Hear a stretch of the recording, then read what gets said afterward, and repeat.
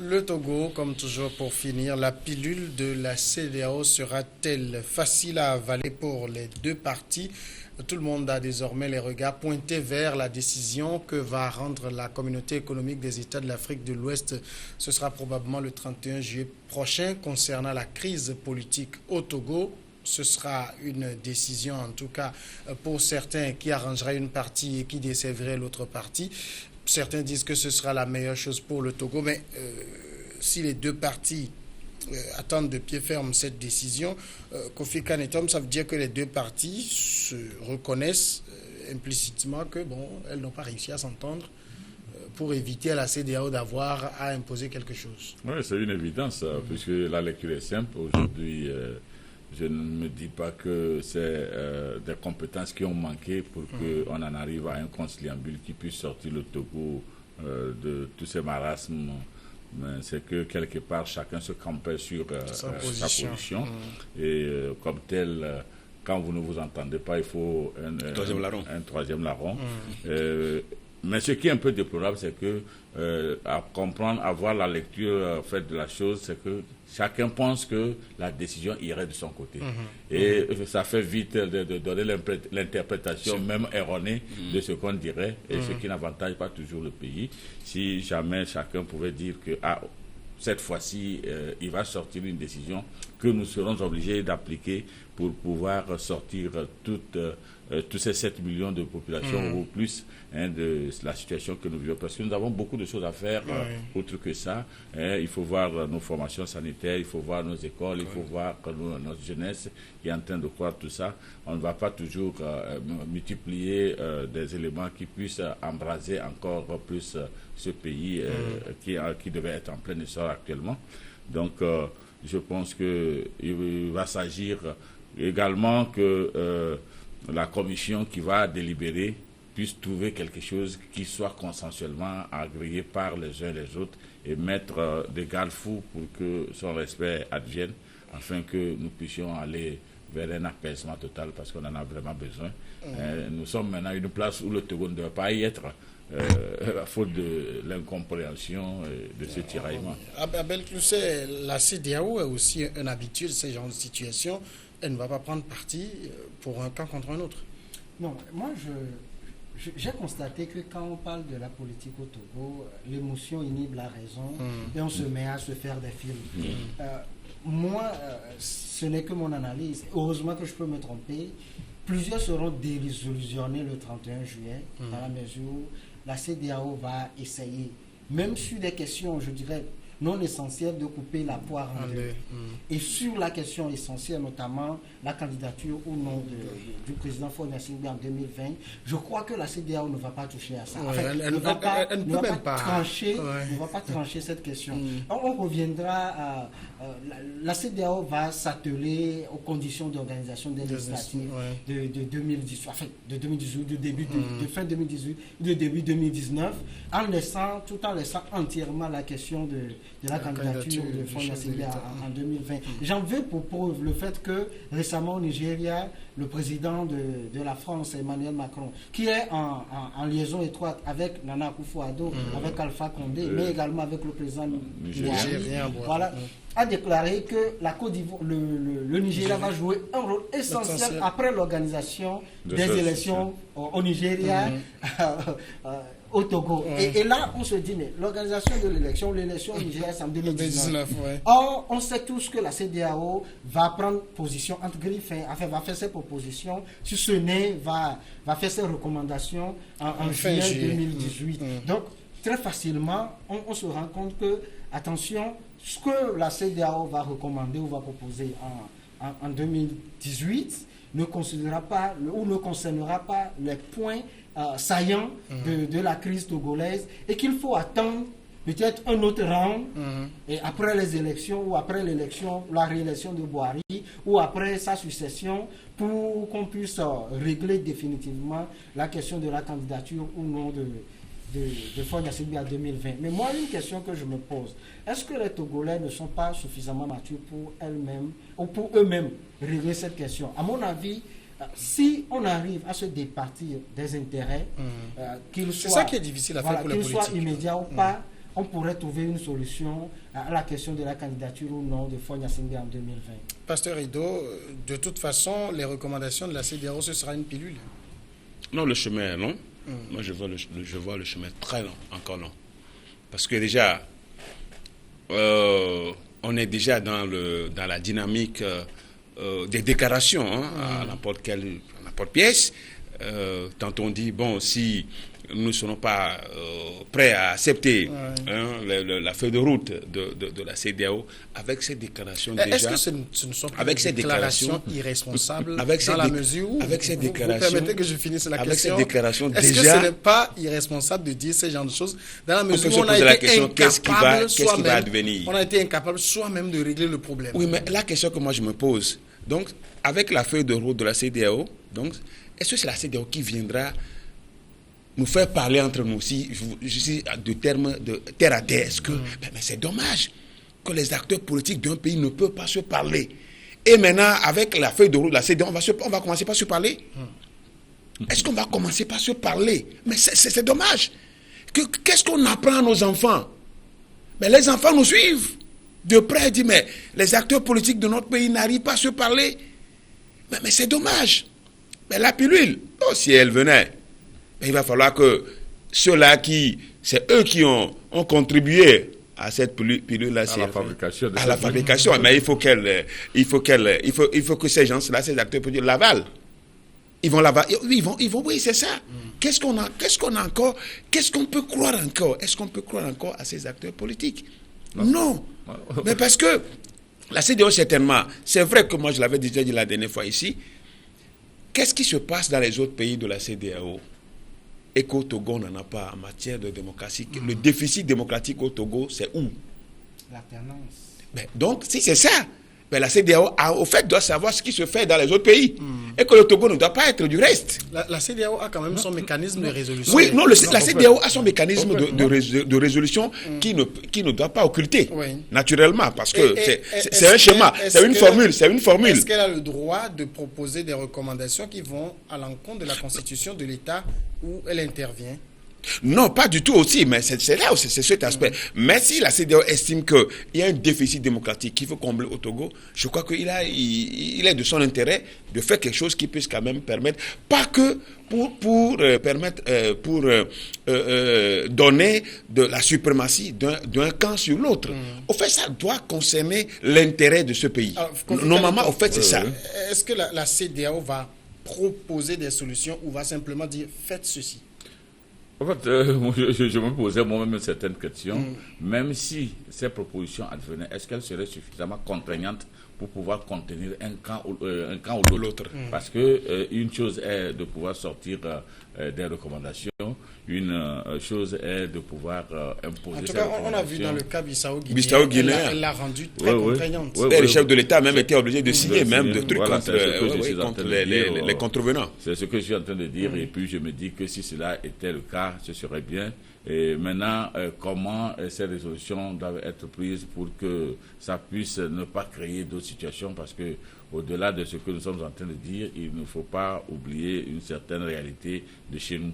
C'est que, en réalité, s'il ne s'agissait que du développement de ce pays, comment construire ce pays, beaucoup de gens se seraient compris. Mais le problème au Togo, comme il l'a dit, les alternances, la question réside dans l'alternance. Comment les autres pays arrivent à pouvoir exercer cette alternance et le Togo n'en arrive pas? C'est ce qu'il faut aller voir et voir ce qui ne va pas. Qu'est-ce qui se pose? Qu'est-ce qui pose le problème?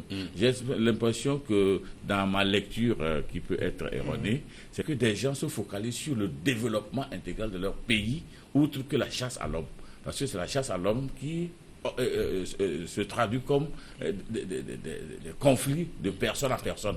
Parce que dans tout ce qu'aujourd'hui on propose ou bien on mène au Togo, vous ne verrez pas des programmes qui disent dans 10 ans, qu'est-ce que les enfants vont devenir, dans 20 ans, qu'est-ce que le Togo va devenir, combien de personnes seront recrutées en 5 ans, combien d'agriculteurs seront subventionnés. Il n'y a pas de prévision. Il n'y a rien, mais seulement on parle de quelqu'un qui a duré au pouvoir, on parle de ceci, on parle de je viendrai régler un compte. Vous voyez que c'est des situations réellement... Est-ce que ce n'est pas ça le problème du pays? Oui, c'est ce que je pense. C'est pourquoi je dis il faut aller lire comment l'alternance se passe dans les autres pays pour savoir le mal dont nous souffrons ici et si on arrivait à corriger ce mal. Parce que moi, je me dis que s'il ne s'agissait que de l'alternance, peut-être même ça aurait pu avoir lieu déjà dans les années 93, au temps du régime de Yadema, et puis même en 2005 tout dernièrement, peut-être qu'on serait parvenu. Mais qu'est-ce qui fait qu'à un certain moment, certaines choses n'avancent pas jusqu'à ce point? Ça veut dire que quelque part, il y a un malaise où il faut crever l'abcès. Qu'il faut toujours aller diagnostiquer. Alors justement, le point que touche Kofi Kanetom, ce malaise-là, est-ce qu'il appartient à la CEDEAO de dire voici comment vous parviendrez à l'alternance? Oui et non. Tout dépend de... D'abord, j'ai entendu beaucoup de choses sur la CEDEAO, mais il faut dire que nous sommes dans une organisation d'intégration. Et quand vous êtes dans une organisation d'intégration, contrairement à une organisation de coopération, l'organisation a eu beaucoup plus de force. C'est ainsi qu'on a la CEDEAO qui est beaucoup plus puissante que l'Union africaine. Au-delà du budget, où le budget de la CEDEAO est plus élevé que le budget de l'Union africaine, même au niveau des prérogatives de la CEDEAO, voilà, elle est beaucoup plus disons, présente, prépondérante. Mais il faut dire qu'au Togo, même si j'ai déploré, chauvinisme oblige, le fait que les acteurs entre eux n'arrivent pas à se comprendre, il faut se rendre compte à l'évidence que à l'état actuel des choses, c'est pas possible. Il suffit juste de voir le dernier passage de Nana Akufo-Addo, Togo, pour voir l'interprétation que les deux camps ont fait du communiqué que tout le monde a lu. Et la guerre de communiquer. Justement, et ça, il faut voir que c'est un document unique que les autres interprètent ainsi. Et donc, c'est dire que s'il faut mettre ces personnes en place, ou ces messieurs en place, ou ces dames en place, pour pouvoir trouver une solution, ça serait extrêmement difficile. Maintenant, revenant à la CEDEAO, mais c'est vrai que la CEDEAO peut demander... peut émettre des recommandations contraignantes. Mais la question va demeurer celle de savoir quel parti va refuser de mettre en pratique les recommandations de la CEDEAO. Si c'est le pouvoir qui refuse, c'est beaucoup plus facile à la CEDEAO d'intervenir. C'est-à-dire qu'on prend des mesures un peu comme en Guinée-Bissau, des mesures qui sont contraignantes. Des sanctions. Maintenant, si c'est l'opposition qui refuse, il y a deux cas de figure. L'opposition refuse, un peu comme... entre griffes au Burkina Faso, où c'est vrai que ce n'est pas l'opposition directement, mais c'était la société civile. Donc l'opposition refuse, mais a le soutien de la population, et donc on arrive à renverser un schéma de force. Et la CEDEAO est obligée de reconsidérer sa position, ou l'opposition refuse, c'est le deuxième schéma, l'opposition refuse, essaie de mobiliser sa base, mais n'a pas pu, et là... On le sait tous, depuis Max Weber, le pouvoir a le monopole de la violence légitime. On les muselle, on sera dans un autre cas de schéma, comme dans ce cas de schéma, on sera dans une situation similaire au Burundi avec Pierre Nkurunziza, où on vous muselle. Il y aura des poches de résistance, qui seront étouffées, mais qui seront soit étouffées ou soit laissées comme cela, mais circoncis à ces zones. Et donc c'est ce à quoi nous tendons. En tout cas, pour l'instant. Mais je crois, je ne sais pas s'il faut dire par conviction, par analyse, que le gros du problème sera réglé, comme l'a dit Emmanuel Macron, après l'élection du Nigeria. Voilà, l'élection organisée au Nigeria. Alors, il y a quand même un certain nombre de points où les gens aimeraient voir la CEDEAO se prononcer, par exemple, la candidature au nom du chef de l'État en 2020. Les gens aimeraient voir la CEDEAO se prononcer là-dessus. Est-ce qu'on n'est pas en train de se leurrer là-bas? Oui, non, je crois quand même que... pour la candidature de Fognavi, je crois qu'il faut quand même, il faut des conciliabules. Il faut essayer de se parler sur ce cas précis. Je ne suis pas en train de voir la CEDEAO dire à Fogna Singbe de ne pas se représenter. Je ne crois pas que ça va être le cas. Ça, je crois que même sur cet aspect, tout le monde a tendance à croire que cet aspect ne sera pas pris en compte. Maintenant, il va falloir que, sur le plan interne, peut-être que d'autres pressions, après la feuille de route de la CEDEAO, d'autres pressions peuvent venir.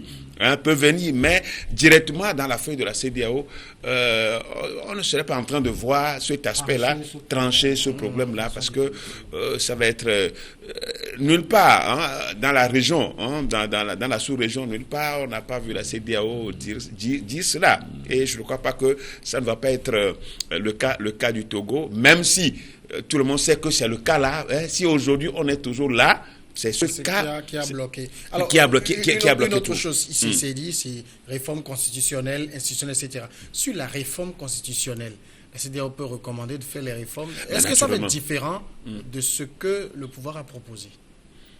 Non, pas du tout. Les points majeurs, on les connaît aujourd'hui. Les points majeurs, même quand vous voyez la C14 a résumé toute sa revendication en 5 points. Donc, ce qui veut dire que les fondamentaux, comme dans l'esprit de G.K. Solympio, qui a parlé des fondamentaux de la Constitution, je crois que déjà, si on se met dans la peau de ces cinq propositions-là, ça peut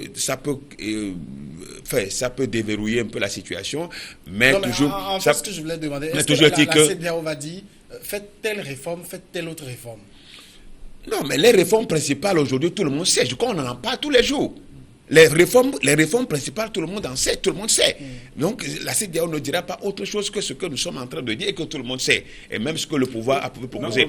Mais ce qu'on peut encore mettre, c'est, depuis là, si la loi la proposition du gouvernement, c'est qu'en septembre, du 5 septembre, 2017, ce qui manquait, c'était en aucun cas. Bon, est-ce qu'on va ramener? Est-ce qu'il reviendrait à la CEDEAO de ramener? En aucun cas. Et à l'époque, il y avait une phase transitoire qui était mal formulée. Ça, tout le monde est parvenu à cela. Tout le monde s'en est rendu compte. Donc, je crois quand même que la situation actuelle, il faut que chacun continue par prier pour que la décision, la feuille de route de la CEDEAO puisse être acceptée par tout le monde et que le Togo puisse sortir de l'ennui. Moi, je me dis que le mal vient du fait que chacun veut que la solution l'arrange. Non, soit comme il le souhaite. Et tout de suite, on se lance dans la précipitation de lire toute décision par rapport à ce qu'on a dans son sens. Donc, ça fait que toujours, ça crée de petits problèmes. Pas de petits problèmes, de frustration.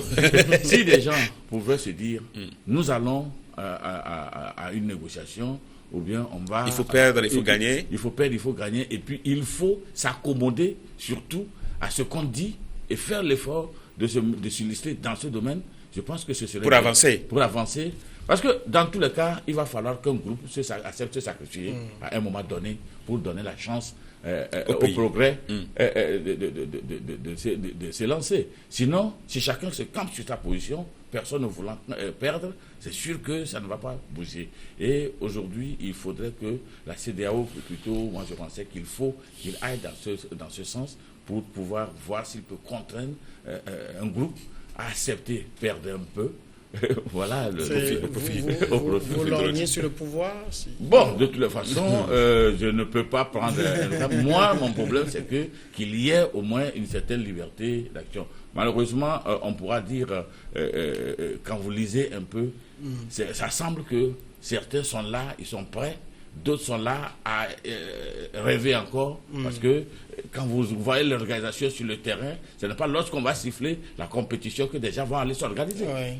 Alors, Abel Crousset, peut-être la question que je posais spécifiquement au pasteur Edo, c'était de savoir, est-ce que la recommandation de la CEDEAO va être formulée du genre sur la limitation de mandat, tant, sur le scrutin, tant. Est-ce que ce sera comme ça, ou bien juste des choses vagues, un discours assez diplomatique?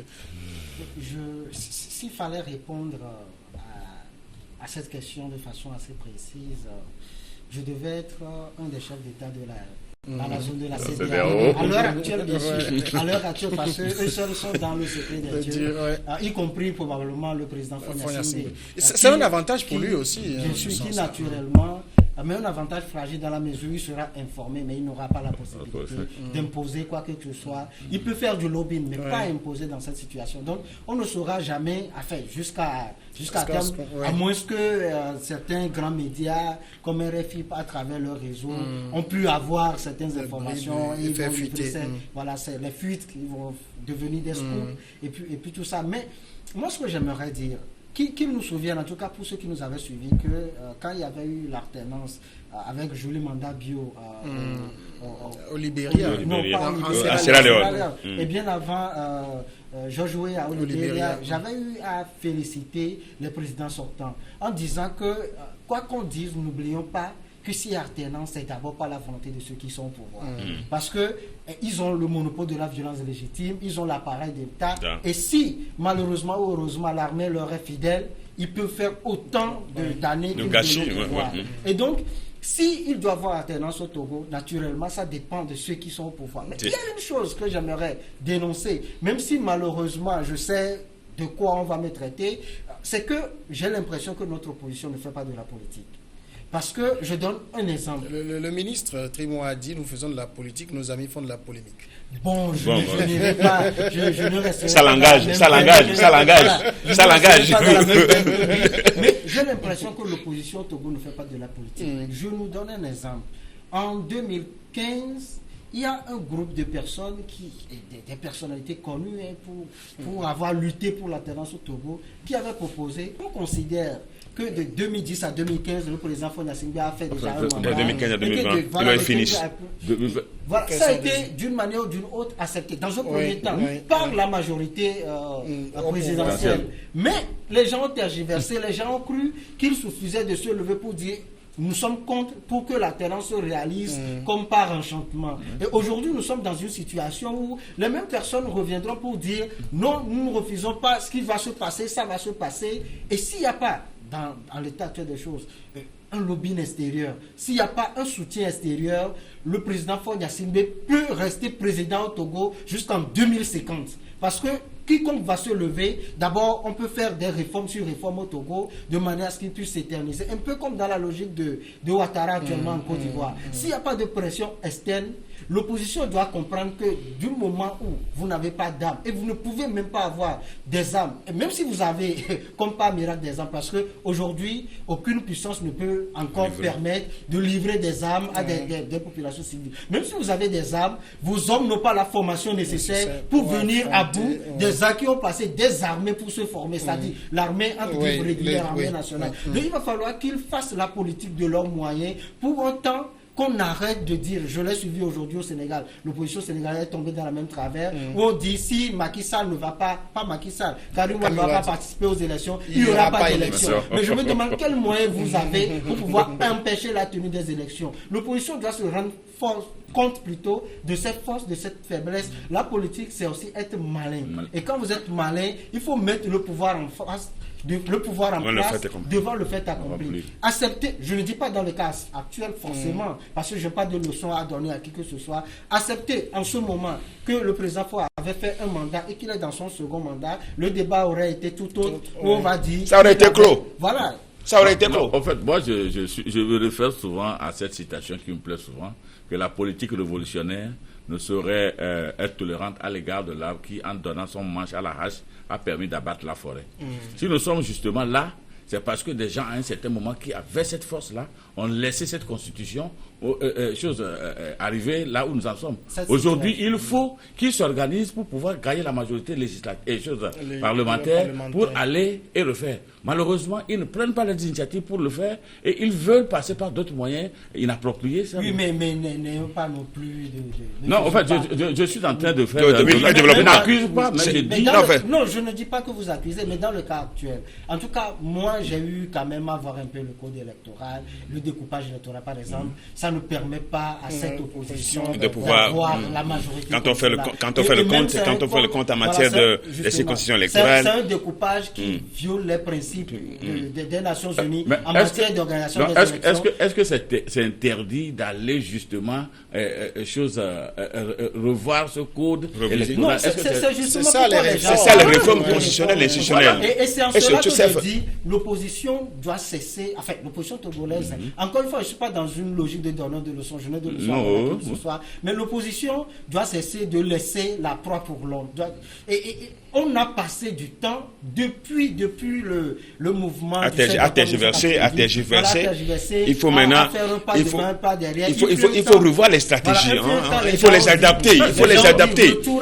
Il faut les adapter à nos réalités. Personne parle de fondamentaux. Et donc, voilà, des Là, choses que nous avons fait dans le temps. Non, je crois quand même que Abel a touché quelque chose il a touché le doigt, et jusqu'à tout le monde le savait. Il a été courageux de le dire parce que ce genre de propos, quand vous le tenez, c'est comme si vous êtes vendu, on est prêt à vous abattre. Mais je crois que c'est la vérité. Et ça, aujourd'hui, il faut quand même qu'on soit dans cette logique-là pour pouvoir être malin en politique. Je crois que ça a du prix. Ça a du prix en ce sens que c'est vrai qu'il faut les réformes constitutionnelles et institutionnelles, mais quand même, l'opposition encore a des cartes, a des cartes à jouer si vraiment elle refait, elle s'enferme et puis ressort avec des stratégies qui vont désormais mettre le pouvoir devant le fait accompli. Maintenant les gens s'organisent et si nous ne faisons pas attention, ils risquent de nous gagner. Je crois que ça peut aussi faire l'affaire. Et donc, je crois qu'il va falloir quand même qu'ils s'y prennent. Oui, peut-être 10 secondes. Peut-être que ça serait mes dernières phrases. Deux phrases que les uns et les autres peuvent utiliser comme ils veulent, que ce soit l'opposition ou le pouvoir. Machiavel disait dans Le Prince que c'est la fin qui justifie les moyens. Et donc ça ne sert à rien de faire des déclarations. Et les mêmes fois, les mêmes échéances, on se retrouve dans la même situation. Et pour finir, une citation qu'on avait dite la dernière fois, ça vient de Montaigne. Voilà, la solution raisonnable en pointe la voie du milieu. Je l'avais noté, elle m'avait vraiment plu cette solution. Moi, je pensais aussi à une petite... S'il y avait un semblant de coalition entre les gens, des gens se fréquentaient et puis avaient aussi ce flair de pouvoir dialoguer. Je pense que honnêtement et sincèrement... Merci Kofi Kalitom, merci Pasteur Idé. Que la Providence